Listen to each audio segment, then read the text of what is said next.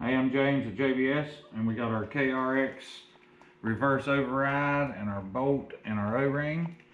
And I'm gonna do an install vid, and it's pretty simple. Lay this here, and you need a 8mm, and you're gonna pull out the gear selector switch.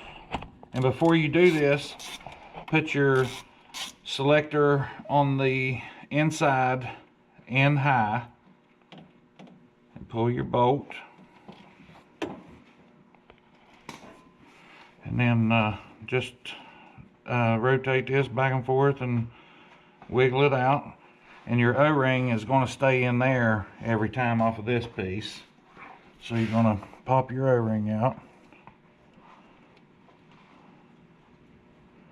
put it back on your unit here, and you can see the grease on it, on the switch and on the O-ring. Alright, and then take your reverse override, put a little bit of grease just like they did there, or a little bit of oil, and then wipe it around there a little bit, and then slide it in here. Just twist it back and forth and it'll pop right in.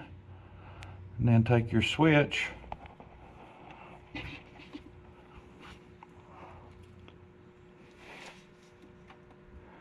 have to pull just a little bit of slack, and then when you're putting this in, don't force it, just wiggle it back and forth. Make sure I got it. You can actually put the O-ring inside on this one. It makes it a tad easier. And then, like I said, this is the factory O-ring.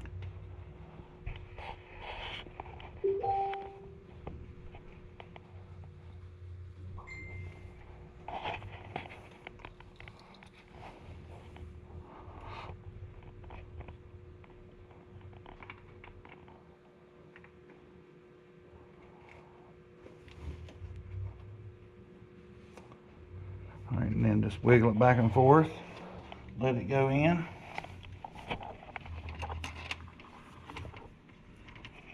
Put your bolt in.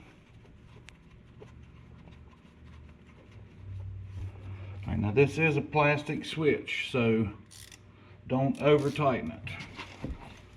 Grab a 10 real quick.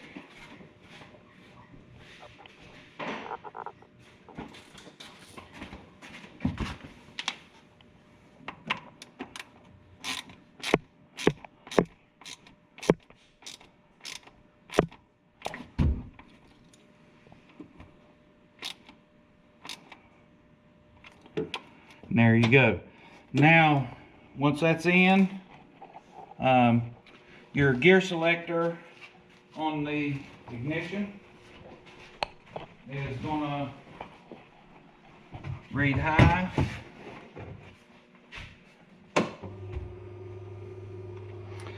And if you pull your switch out and the little piece inside it tells you where it's in high, low, reverse, don't freak out if it turns on you. All you have to do is turn on the key, make sure it says high, and it's going to read high all the time. Just like when I go into reverse here, but what that does is give you full power in reverse. So they're $79 plus shipping, and that'll get you full power. Works awesome. Check them out, jbsperformance.com.